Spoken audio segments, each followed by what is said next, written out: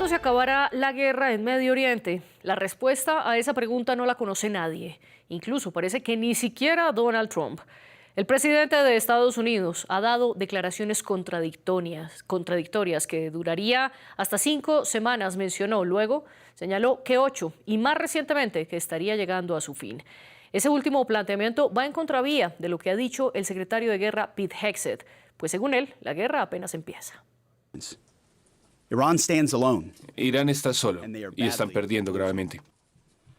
El 10º día de nuestra operación Furia Épica estamos ganando, con un enfoque avasallador sobre nuestros objetivos, que son los mismos que el día que di mi primer briefing acá sobre Operación Furia Épica. Son directos. Estamos ejecutándolos con una precisión sin par. No descansaremos hasta que el enemigo esté vencido decisivamente, pero lo haremos bajo nuestra elección, bajo nuestra propia línea temporal. Por ejemplo, hoy, una vez más, estaremos desarrollando nuestro día más intenso de ataques al interior de Irán. La mayor cantidad de cazas, de bombarderos, la mayor cantidad de ataques. La inteligencia cada vez más refinada, mucho mejor que nunca. Pero después Hegseth se retractó sobre la duración de la guerra. En esa rueda de prensa que veíamos, aclaró que no es su responsabilidad predecir cuándo terminan los ataques. A esto se suma que Donald Trump ha sido impreciso en cuánto arsenal iraní han logrado destruir. Tenían todos esos silos de misiles, todos esos lanzadores. Acabamos con un 80%. Ya hemos acabado con un 80% hasta ahora. 22% es lo que queda. El resto están quedando. Los misiles han sido principalmente derribados. Los drones han sido derribados y estamos atacándoles donde hacen los drones. ¿Tiene claro Donald Trump a dónde va a ir con Irán? Es la pregunta que nos planteamos en el debate de hoy. Soy María Clara Calle y le doy la bienvenida a nuestros dos invitados de hoy. Ellos son Daniel Adler, analista internacional y especialista en seguridad, quien nos acompaña desde Buenos Aires.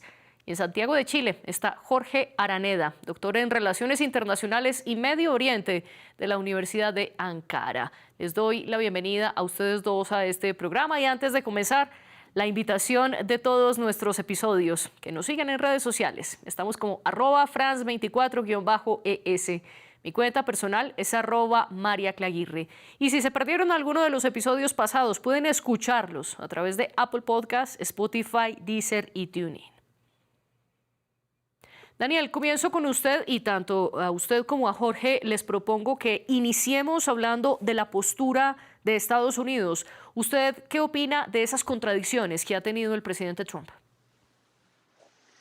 ¿Qué tal, María Clara? Un saludo también a Jorge y por supuesto a toda la audiencia. Bueno, las contradicciones son lógicas en materia bélica. Un buen mariscal de campo, un buen estratega sabe que en una incursión militar de este calibre, cada minuto van cambiando las estrategias, cada minuto van apareciendo nuevas escenas. Creo que anticipar cuál va a ser el fin de la guerra sería tal vez prematuro. Absolutamente nadie sabe ni debería saber cómo va a evolucionar a cada minuto y a cada hora la temática militar. Por supuesto, es sabido que Estados Unidos es la potencia bélica más grande del planeta Tierra. No hay país, y esto es algo, no es ideológico, es algo táctico, no hay país ni bloque de países en conjunto que le puedan hacer frente al poderío americano.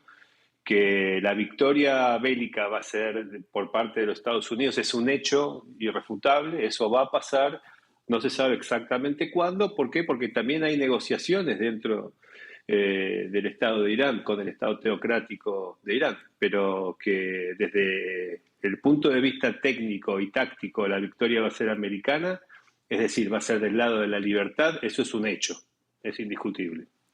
Y usted dice, todavía no se sabe cuándo podría darse esa victoria y terminar la guerra y que esto se debe a todos esos pormenores del terreno. Jorge, ¿usted está de acuerdo con esto? Esos pormenores o el cuánto tiempo durará la guerra, ¿es normal que no se conozca? Sí, por supuesto, y se ha comprobado, lógicamente, en sus intervenciones en la región. En la última década lo vimos con las administraciones pasadas cuando declaraban de qué forma, de qué fondo y cuáles iban a ser los objetivos en el caso de Irak, Afganistán y otros teatros de la guerra. Muchos de ellos planteaban o decían las administraciones pasadas que iban a ser un par de meses, terminaron siendo años, y muchos de ellos no alcanzaron todos los objetivos que lógicamente se planteaban en su inicio. Sin embargo, y aquí está el gran problema en términos estratégicos y también en términos operacionales. De alguna u otra forma, Estados Unidos tendrá que retirarse de esta guerra, ya sea con sus objetivos 100% logrados o la mayoría de ellos logrados. Pero el problema es cuáles son sus objetivos claros.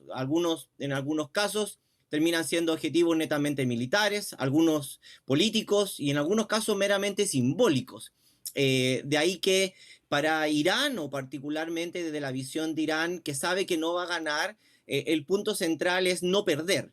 Y ese no perder en esta guerra asimétrica, que como bien lo menciona el analista, lógicamente se enfrenta con la gran potencia nuclear y armamentística del mundo contemporáneo, el punto es que de qué forma se puede alargar esta guerra lo más largo, lo más costoso posible y involucrar a la mayoría o la mayor cantidad de países posible para que los costos de esto no solamente sean cargados, lógicamente, en términos militares, pero también en términos sociales por Irán, sino por los países de la región. Ustedes coinciden en que, sin duda alguna, Estados Unidos e Israel tienen mucha más capacidad militar que Irán y de eso fácticamente tampoco hay ninguna duda. Daniel, pero quiero preguntarle, ¿tiene Estados Unidos claros cuáles son sus objetivos con esta guerra? Y se lo pregunto porque en un inicio el propio Trump señaló que pretendían cambiar el régimen de gobierno en Irán, algo que no sucedió. Ya Mojtaba Khamenei, el hijo de Ali Khamenei, fue elegido como el nuevo líder supremo, el ayatolá Mojtaba Khamenei. Y ahora también dicen que Trump simplemente señaló que no estaba tan de acuerdo con esa elección, pero tampoco habló de endurecer el poderío militar ante este escenario. Y también de manera inicial habían planteado que la intención era destruir toda la capacidad nuclear de Irán, algo que ya habían dicho, el mismo Trump señaló que habían arrasado por completo esa capacidad en la Guerra de los 12 días en junio de 2025. Luego dijeron que los misiles balísticos y los misiles de crucero también eran su objetivo. Hay un desajuste en cuánto porcentaje han logrado destruir. ¿Esto nos está mostrando que Estados Unidos no tiene claro cuál es el objetivo de lo que pretende con esta guerra? No, definitivamente el objetivo es muy claro y muy transparente. Aquí se quiere terminar con un régimen de 47 años de opresión al pueblo iraní. Son 47 años de asesinatos sistemáticos, sin ir más lejos. Las últimas protestas han dejado 30.000 muertos, es decir, el propio Estado ha asesinado a 30.000 de sus propios ciudadanos. El Estado teocrático iraní, para poner un poco más en contexto, y qué es lo que quiere hacer Estados Unidos y sus aliados locales, es de alguna forma hacerle un favor a la humanidad, limpiar este cáncer dentro del planeta Tierra, que se llama Estado teocrático iraní y régimen de los ayatolas. Bajo ninguna instancia es una guerra contra el pueblo iraní, es únicamente sobre esta organización terrorista, criminal, que se camufló como gobierno durante 47 años para crear proxies como es, por ejemplo, la Guardia Revolucionaria, y de la Guardia Revolucionaria la Unidad 840, que tal vez Jorge también conozca porque penetra en Chile, lamentablemente en la República Argentina también. De hecho, a nosotros en Argentina nos han golpeado en 2 ocasiones la Unidad 840 de la Guardia Revolucionaria. Primero, en el año 92, cuando el ayatolá dijo que iba a atentar contra las embajadas en todo el mundo. Y después en el año 1994, sistemáticamente asesinando también a 85 latinoamericanos, argentinos, compatriotas. Básicamente, María Clara, esta es una guerra del bien contra el mal, del terror contra la libertad. Y eso tiene muy claro Estados Unidos y su aliado local natural, que es Israel.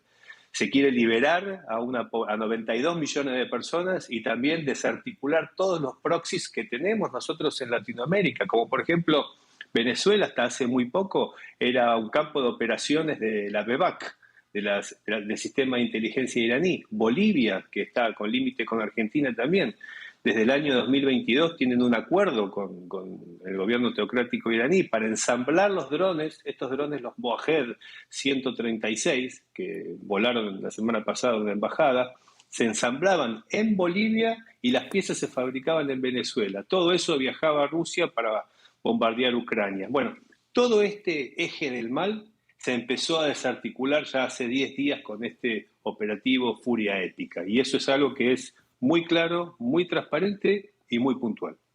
Y quiero preguntarle a Jorge sobre eso que planteaba Daniel. ¿El fin entonces es claro? ¿Terminar con el Estado teocrático de Irán? Puede ser en términos, como se llama, políticos, en términos simbólicos. Irán se ha preparado por casi 2 décadas, un poco más quizás, no solamente por la muerte de sus cúpula máxima, sino también de su líder religioso y político como los ayatolas. Pero por otra parte, y aquí como se llama, también lo deja entrever mi colega analista, la lógica de Norteamérica sobre el cambio de régimen parece una lógica que le llevaría muchísimo más tiempo de lo que podría o ser o coincidir, particularmente con una operación que llevaría pocas semanas o pocos días. No existe cambio de régimen y eso lo sabemos por la historia reciente, que solamente se lleva a través de operaciones aéreas, por una parte. Pero por otra parte, como bien lo deja claro mi colega analista, Israel también tiene algo que decir en estas operaciones y no creo que Israel deje salir a Estados Unidos tan fácil de las operaciones en la región y particularmente hacia Irán, dado de que Israel particularmente tiene sí un objetivo muchísimo más claro y más preciso y lo ha dejado en claro por lo menos en los últimos 20 años, que Israel le gustaría ver a Irán como un Estado fallido, o por lo menos como un Estado que no tenga las características ni militares, ni ideológicas, ni la potencia o la capacidad de influir en la región como actualmente, lógicamente, lo tiene. Pero por otra parte, Estados Unidos, y se entrevió o se vio materializado con los acuerdos de Abraham, se trata de retirar de la zona. De ahí que no solamente, exceptuando lógicamente lo que tiene que ver con la presencia o no de activos militares o por lo menos de alguna forma, activos operacionales en Latinoamérica, la capacidad que tiene Israel sobre tratar de regenerar un nuevo Medio Oriente, como lo ha dicho o lo ha expresado públicamente no solamente el embajador norteamericano en Jerusalén, sino también lo que la nueva administración o la actual administración del primer ministro Netanyahu deja entrever también un nuevo componente que sobrepasa, lógicamente, no solo el futuro de Irán, sino también el futuro de toda la región, más allá de que en comunicados de la Cancillería del resto de la zona estén en desacuerdo, lógicamente, con las palabras no solamente del primer ministro Netanyahu, sino también con el embajador, lógicamente, de Estados Unidos en la región. Pero en ese mapa que usted plantea, Jorge, ¿cómo entra la figura de Mojtaba Khamenei? ¿Podrían incrementarse los ataques de Estados Unidos e Israel luego de que la Asamblea de Expertos eligiera al hijo de Ali Khamenei para sucederlo? No, para nada. No creo que exista un cambio sustantivo en la configuración del país. Era una figura que ya se veía venir. No solamente porque recibe el apoyo de la Guardia Revolucionaria, sino también porque es una figura que genera un consenso en torno a, lógicamente, los planes que ya se venían ejecutando y que muy probablemente en esta defensa mosaico, en esta, lógicamente, guerra asimétrica, se tratarán de mantener. Muy probablemente la idea particular es no solamente generar una confianza en la narrativa interior o doméstica de Irán, sino mantener, lógicamente, las diferentes cúpulas o operaciones, lógicamente, que están operando dentro de Irán de forma bastante fragmentaria, no como una debilidad, sino como una forma de entender cómo se llama a los cuerpos militares, dado que es un ejército cuasi paralelo con el ejército regular. para mantener los operativos, mantener la táctica y tratar, lógicamente, de forzar en un sentido de imponer o que trate Irán de imponer sus términos, no solamente en términos de cuando se le presiona o cuando se le invita, lógicamente, desde el Golfo Árabe para entablar relaciones diplomáticas o disminuir lo que tiene que ver con su presencia o con sus activos, lógicamente, en el estrecho de Hormuz y, como bien lo mencionaba la Arista, también con sus relaciones con los hutíes en Yemen, pero también el Hezbollah en el Líbano. Usted dice entonces que la elección del nuevo líder supremo no afectará la duración ni la intensidad de la guerra. Daniel, ¿usted coincide con este punto? Y si no cambia en nada la elección de Mojtaba Khamenei, entonces, ¿cómo entender que el fin era el cambio del gobierno y el final del Estado teocrático si igual continúa? No, bueno, la realidad es que no se sabe el peso político y el peso social que va a tener este nuevo líder, y digo líder entre comillas, porque justamente para comandar las fuerzas y para llevar a una nación adelante se necesita liderazgo, y un líder tiene que ser visible. Hoy veía hace una hora y media aproximadamente que en la presentación de este líder han puesto un muñeco, algo muy, si no estuviéramos en guerra diría incluso algo cómico, un muñeco de cartón con la cara de este nuevo personaje, y considero que es algo incluso ya payasesco, que roza la locura. Incluso veo un estado como el de Irán que prácticamente se ha suicidado también combatiendo y enviando misiles a todos los países árabes de la región. Pienso que es cuestión de tiempo para que este líder tenga que hacer algún tipo de acuerdo con los Estados Unidos. Si bien, como bien dice Jorge, la Guardia Revolucionaria, Hezbollah, le han jurado apoyo, eso lo harían con cualquiera. ¿Por qué? Porque están desesperados.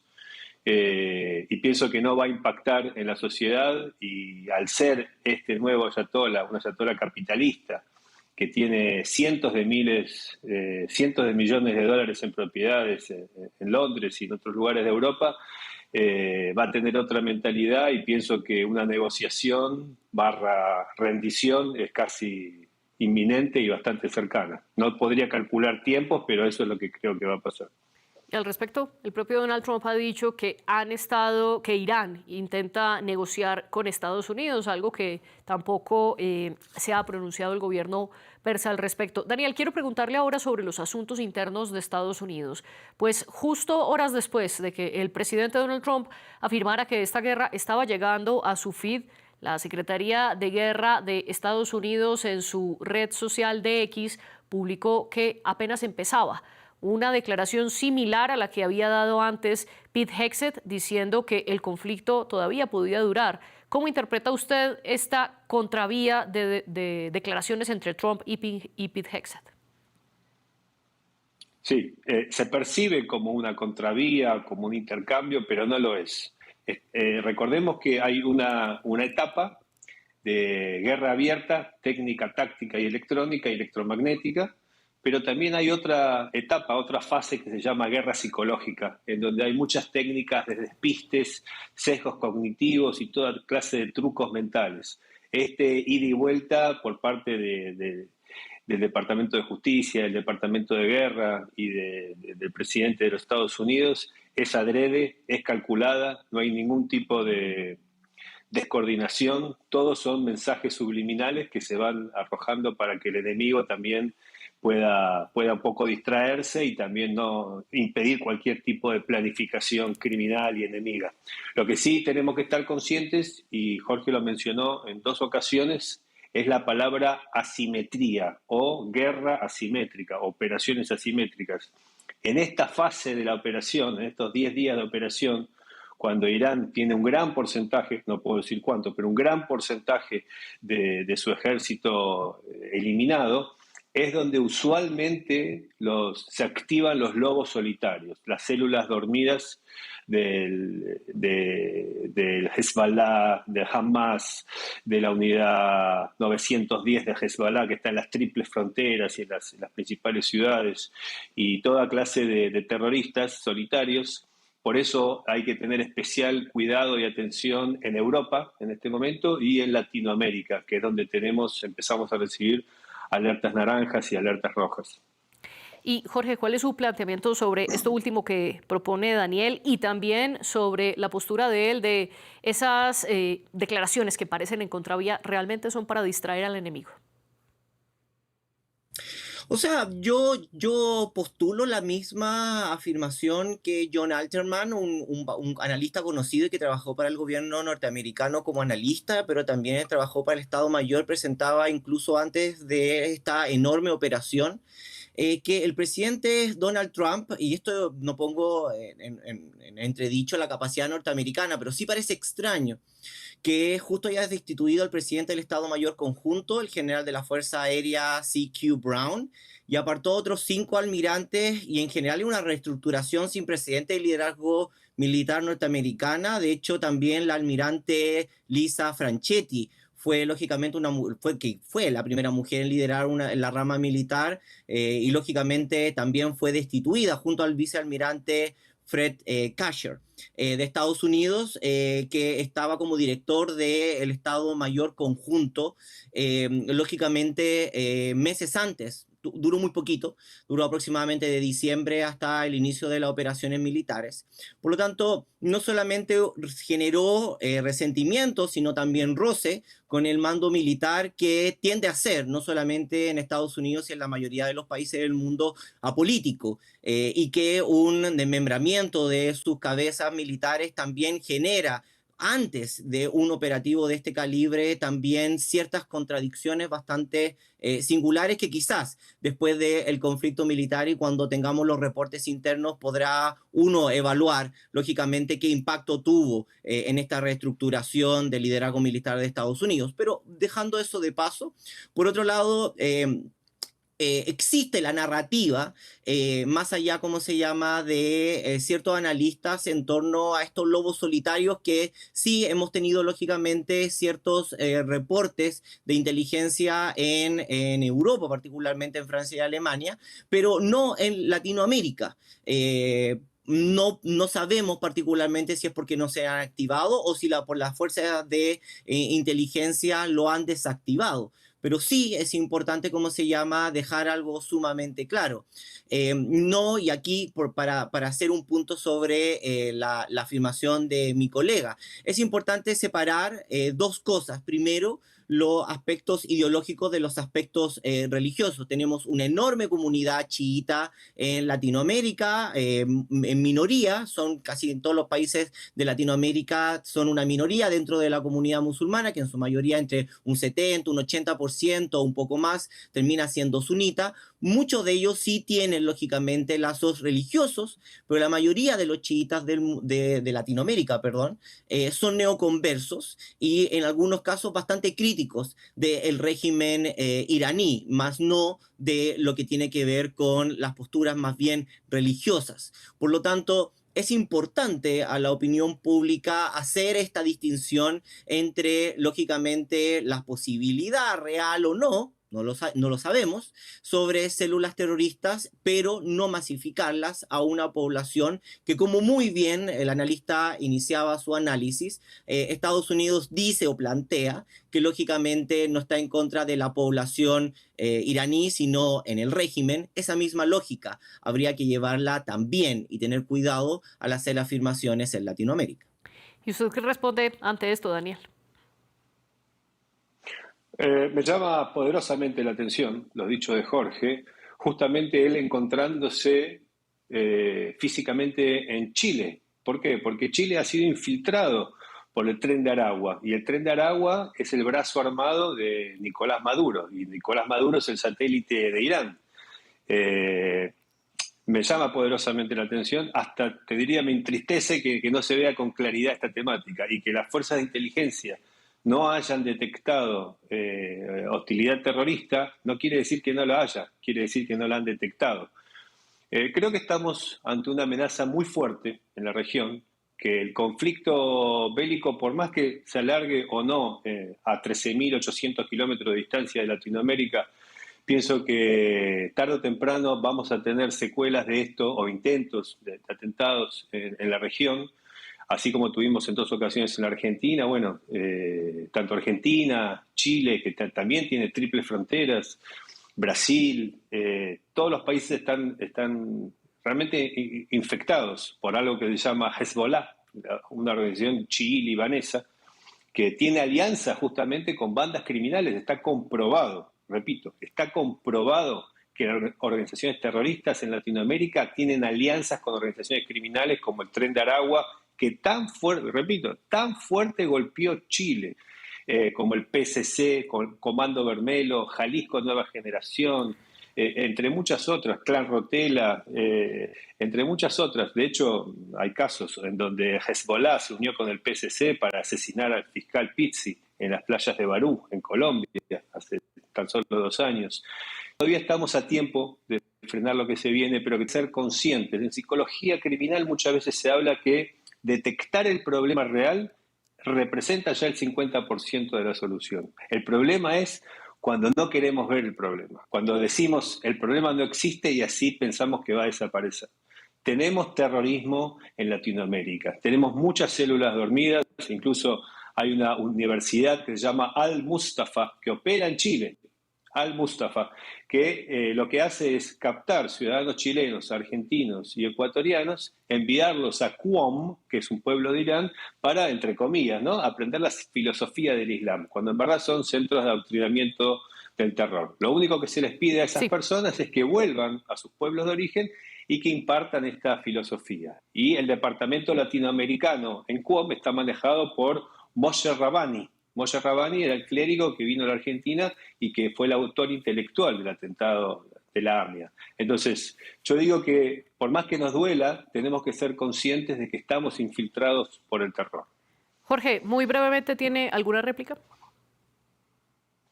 No, ninguna. En particular, solamente como un ejemplo en el caso chileno, análisis o analistas que han presentado, por ejemplo, que exportar o particularmente hacer analogías en torno a casos reales de terrorismo o agrupaciones terroristas en Medio Oriente, por ejemplo, cuando se tiene a una de las comunidades palestinas más grandes en Latinoamérica y quizás fuera del mundo árabe. Es difícil cotejarlo con la realidad chilena, en tanto de que no solamente la comunidad palestina, en el caso del conflicto árabe-israelí, como un ejemplo aparte, no hemos tenido particularmente ningún tipo de atentado que se haya podido comprobar que lógicamente haya sido financiado, ejecutado o incluso armado sobre, lógicamente, con esta comunidad que sobrepasa, pero muchísimo, lo que tiene que ver particularmente con la población chiita. En el caso del Tren de Aragua es efectivo, ha infiltrado lógicamente de varias formas la sociedad. De ahí que lógicamente hacer una línea o una conexión directa entre estos carteles de narcotráfico y lógicamente trata de blancas como un brazo extendido, sin una agencia particular y solamente bajo el actuar del gobierno iraní o de alguna agrupación terrorista chiita hasta el momento. Los servicios de inteligencia en Chile y los reportes, lógicamente, que ellos emiten, no se ha visto una vinculación más allá de lo que tiene que ver con una narrativa o lógicamente, o un caso real. Más allá de esos potenciales riesgos de la seguridad, hay una amenaza que sí es verídica, sí es comprobada, y es que Ali Larijani, que es el principal líder de la seguridad nacional de Irán, amenazó directamente a Donald Trump. Una vez el presidente estadounidense dijo que si los iraníes interrumpían el paso por el estrecho de Hormuz, entonces Estados Unidos atacaría hasta 20 veces más, con una fuerza 20 veces mayor. Y a esto Larijani le dijo de manera explícita que Trump se cuide para no ser eliminado y que Irán no teme sus amenazas sin sentido. Daniel, ¿tiene la capacidad Irán de atacar directamente al presidente de Estados Unidos? En operaciones asimétricas sí, lamentablemente sí. Irán tiene 47 años creando terrorismo y terroristas a lo largo de todo el planeta, de todos los países, prácticamente de todos los países del mundo, prácticamente, con células dormidas, con lobos solitarios, y tiene la capacidad táctica, técnica, de poder entrenar a esta clase de terroristas. Por supuesto, en estos momentos, en estos 10 días de operación, están concentrados en sobrevivir. No es el momento preciso que ellos puedan realizar algún acto, pero las células que están en los demás países, como explicaba anteriormente, con la estrategia de captar latinoamericanos para una universidad o la infiltración en algunos gobiernos, en algunas políticas o toda clase de temáticas criminales, lastimosamente sí tiene la posibilidad de atacar, no solamente contra el presidente Trump, contra el presidente Milei también. Hoy el presidente Milei de Argentina es el líder mundial, es el líder internacional de la derecha y de la libertad, por encima del presidente Trump, aunque no lo crean, y por encima de Giorgia Meloni. Por eso en Argentina estamos todos expectantes y creemos que nuestro Servicio de Seguridad Nacional y nuestra Secretaría de Inteligencia está haciendo todo lo posible justamente para erradicar amenazas. Ojalá el resto de los países latinoamericanos vean esta problemática con la misma visión que la ve la República Argentina y entiendan que la peligrosidad es realmente muy alta y que lamentablemente el gobierno teocrático de Irán, este régimen todavía de los ayatolás, después de 47 años de trabajo sistemático y de financiar al terrorismo, aún tiene armas diseminadas, armas humanas me refiero, diseminadas por todo el planeta Tierra. Jorge, ¿y cuál es su postura sobre ese riesgo? Con dos preguntas. ¿Irán podría y tendría la fuerza de atacar a Donald Trump y ese riesgo se puede extender a otros mandatarios como Daniel afirma podría ocurrir con Milei? Concuerdo particularmente de que en el caso extremo, en una guerra de supervivencia, Irán podría tratar de atentar, lógicamente, en contra de la vida del presidente norteamericano, cosa que particularmente podría ser incluso contraproducente en tanto de que necesita de alguna u otra forma sentarse en la mesa en esta guerra asimétrica, como bien lo menciona también el analista, para la supervivencia del régimen. Acabar lógicamente con el presidente norteamericano o atentar en contra de su administración lo llevaría a un punto de un pasillo que no tendría salida, en tanto de que lo que busca particularmente o lo que trata de buscar Irán es sentar en la mesa de negociaciones a Estados Unidos. Lógicamente bajo sus propios términos, pero sentarlo en la mesa. Sabe, y lo ha hecho por varias décadas, de que la animosidad de Estados Unidos hacia Irán o la animosidad, lógicamente, de Israel hacia Irán no se va a eliminar por la vía diplomática, ni menos aún por el teatro de la guerra, pero lógicamente mantenerlos en constante negociación y en constante vía diplomática sí es una solución. De hecho, es por eso de que las relaciones diplomáticas en términos incluso con potencias regionales que lógicamente no han tenido históricamente buena relación, se siguen manteniendo, llámesele Turquía o llámesele Arabia Saudita, que lógicamente sí, gracias a la diplomacia china se pudo lógicamente entablar lógicamente relaciones diplomáticas. ¿Esto significa que con estas relaciones diplomáticas se pueden disolver todos los conflictos o todas las disputas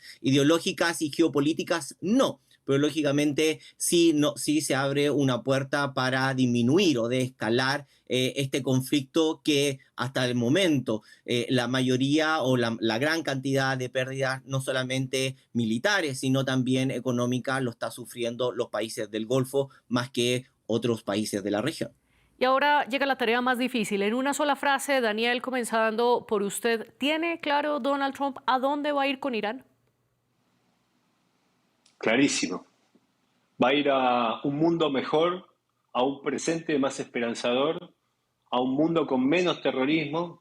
Va a liberar a 92 millones de personas, de iraníes, de la opresión criminal y terrorista que estuvo inmerso, que todavía está inmerso, sí. Un pueblo tan noble como el persa.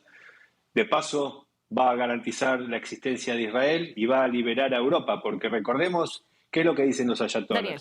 Los ayatolás no es solamente vamos a borrar Israel y nada más. Ellos dicen todo el mundo, todo el planeta nos pertenece y la mitad del cielo también. Daniel, lo interrumpo porque se extendió de la frase que le pedí. Disculpe, lo interrumpo. Jorge, en una sola frase, ¿tiene claro Donald Trump a dónde va a ir con Irán? Sí, por supuesto. Y eso dependerá del precio del barril del petróleo en las próximas semanas. Daniel Adler y Jorge Araneda, gracias por participar en el debate de France 24. La jefe de edición de este programa fue Laura Garzón, la productora de invitados Melissa San Miguel. Gracias a ustedes por elegirnos y a las personas que están detrás de cámaras haciendo este programa posible.